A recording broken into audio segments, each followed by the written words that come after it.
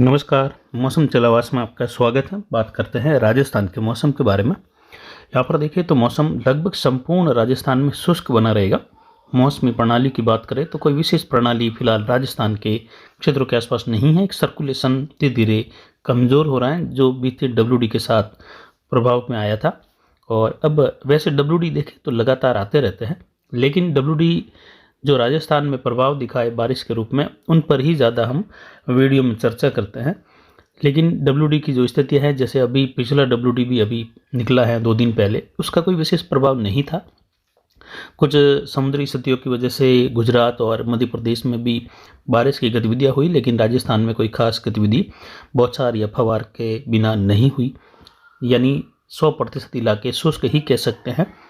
वहीं अब देखें तो आने वाले सप्ताह में मौसम शुष्क रहेगा, वायु दबाव कुछ बढ़ेगा, जेठ का प्रभाव हल्का उत्तरायण हो रहा है, तो उत्तर पश्चिम हवाओं का रुख बढ़ेगा, ठंडी हवाएं बढ़ेगी, कोहरे की स्थिति या कहे धुंध का माहौल बढ़ेगा, जिसमें उत्तर पूर्वी उत्तरी राजस्थान, कोटा संभाग, उदयपुर, अजमेर संभाग, कुछ पाली संभाग के क्षेत्रों में भी कोहरे की स्थिति आने वाले 3 से 4 दिनों तक राजस्थान में अलग अलग क्षेत्रों में बनी रहेगी। कहीं हल्का कोहरा रहेगा तो कहीं कहीं घना, कहीं बेहद घना कोहरा रहने से सुबह के समय में परिवहन में भी जो है बाधा रहेगी, या कहे उसमें भी जो है रुकावट रहेगी घने कोहरे की वजह से।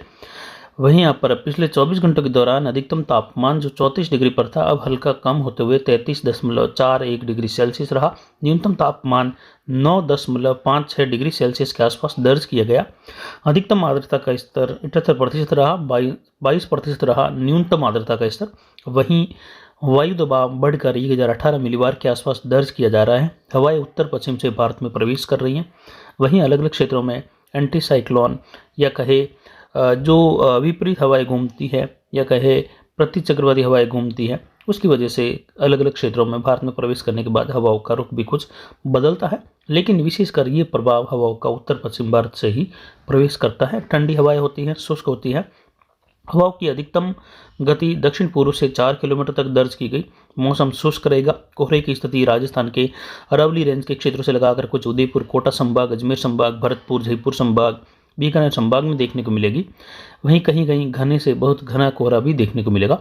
ये स्थितियाँ रहेगी। उसके बाद जनवरी में देखें तो कोहरे की स्थितियाँ जोधपुर संभाग, पाली संभाग, कोटा, उदयपुर संभाग, बांसवाड़ा संभाग, भरतपुर संभाग के अधिकतर, जयपुर संभाग के अधिकतर भागों को प्रभावित करेगी, क्योंकि उस समय वर्षा की गतिविधियाँ आने वाले डब्ल्यूडी की जो रहेगी वह विशेषकर उत्तर पूर्व, दक्षिण पूर्व राजस्थान के आसपास रहेगी, जबकि उत्तर पश्चिम, पश्चिमी राजस्थान में वर्षा का प्रभाव बहुत कम देखने को मिलेगा। यानी अब आने वाले पखवाड़ा में जो जनवरी में वर्षा की उम्मीद बन रही है, उसमें भी अगर देखें तो डब्ल्यूडी का प्रभाव राजस्थान पर तो रहेगा। हालांकि 1 महीने बाद राजस्थान पर इसका प्रभाव देखने को मिलेगा।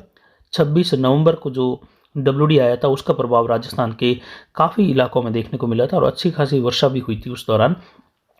ठीक वैसे ही कुछ संभावनाएं उभर रही है वह जनवरी के पहले पखवाड़े के दौरान। लेकिन फिर भी उस दौरान पश्चिम, उत्तर पश्चिम राजस्थान के इलाकों में छुटपुट कहीं बौछार बूंदाबांदी का माहौल बन सकता है, जबकि दक्षिण पूर्व, उत्तर पूर्वी, मध्य राजस्थान में वर्षा की उम्मीदें उस दौरान रहेगी। हालांकि कुछ चूरू, हनुमानगढ़ के इलाकों से लगाकर भी सीकर, झुंझुनू के इलाकों में कुछ हल्की मध्यम खंड वर्षा कहीं कहीं रहने की उम्मीद बन सकती है।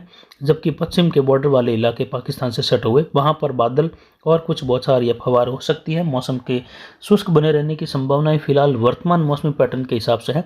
हालांकि पैटर्न बदलता रहता है, कहीं बढ़ता भी है, कहीं घटता भी है। लेकिन वर्तमान प्रणालियों में देखें तो भूगर्भीय तापमान में हल्की बढ़ोतरी हो रही है, और ये बढ़ोतरी आने वाले समय में डब्ल्यूडी के प्रभाव को दिखा सकती है। एक कम दबाव का क्षेत्र अफगानिस्तान, पाकिस्तान से लगाकर उत्तर पश्चिम भारत पर बनने की उम्मीद है। गुजरात, मध्य प्रदेश तक के इलाकों में एक कम दबाव का क्षेत्र रहेगा। उसकी वजह से ही यहाँ पर डब्ल्यूडी का प्रभाव कह सकते हैं उभरने की उम्मीद की जा सकती है। उस दौरान सर्कुलेशन चक्रवाती हवा का क्षेत्र भी इन क्षेत्रों के आसपास डेवलप होने की वजह से अरब सागर से काफ़ी मात्रा में नम हवाओं का प्रभाव बढ़ जाएगा, और उस दौरान डब्ल्यूडी की वर्षा होने की संभावना राजस्थान के क्षेत्रों में बन सकती है। हालांकि उससे पहले कुछ हल्के पाले की स्थितियां उभर सकती है, कहीं कहीं मध्यम पाला भी गिर सकता है। ये रहेगा राजस्थान के मध्य इलाकों के आसपास से लगाकर कुछ उत्तर पूर्वी और कुछ पश्चिम मध्य इलाकों के आसपास हल्के पाले की स्थिति अब देखने को मिल सकती है। लगभग 25 तारीख के आसपास से लगाकर 28-29 दिसंबर के मध्य के आसपास के समय में बहुत ज़्यादा पाले की स्थिति नहीं है, लेकिन हल्के पाले की स्थिति देखने को मिल सकती है। क्योंकि 4 डिग्री न्यूनतम तापमान के आसपास से पाला गिरने की स्थितियाँ उभर जाती हैं और उस दौरान पाला गिरने लगता है। जब मौसम शुष्क हो, आर्द्रता लगातार घट रही हो, तो उस दौरान ये स्थितियाँ उभरती है। तो वर्तमान में फिलहाल आर्द्रता का स्तर लगातार घट रहा है, न्यूनतम आर्द्रता भी घट रही है, तो वहीं अधिकतम आर्द्रता का स्तर भी पिछले 2 दिनों से घट रहा है। इसलिए आने वाले 4 से 5 दिनों के दौरान कुछ स्थिति पाले वाली कहीं कहीं देखने को मिल सकती है, जिसकी वजह से कुछ बेलदार फसलों में नुकसान संभव हो सकता है। हालांकि अनार बेल्ट में देखें तो इसका कोई विशेष प्रभाव फिलहाल दिखाई नहीं देगा, लेकिन आने वाले दिनों में देखें तो जनवरी के मध्य से लगाकर अंतिम दिनों में, फरवरी की शुरुआत में, वहाँ पर कुछ विशेष पाला गिर सकता है। और ज़्यादातर नुकसान हुआ था पिछली बार जनवरी मध्य के आसपास। उस दौरान जनवरी का पहला पखवाड़ा लगभग बहुत ही ज़्यादा शुष्क बीता था, जिससे नमी कम रही और शुष्क मौसम रहने से पाले की स्थितियाँ ज़्यादा उभरी और अनार के बगीचों में भी उस दौरान भारी नुकसान देखने को मिला था। तापमान न्यूनतम -4 डिग्री तक भी दर्ज किए गए थे। इस दौरान भी न्यूनतम तापमान माइनस में भी जाएंगे और लगभग 4 डिग्री तक भी पहुंचने की उम्मीद इस बार भी बन रही है। लेकिन उस दौरान आर्द्रता कितनी रहेगी उस पर भी निर्भर करेगा कि कितना नुकसान हो सकता है। लेकिन फिलहाल बहुत ज़्यादा नुकसान की फिलहाल संभावनाएं नज़र नहीं आ रही है। तो फिलहाल अभी की जानकारी के लिए इतना ही। आगे की जानकारी के लिए बने रहे हमारे चैनल पर। नमस्कार, जय हिंद, जय भारत।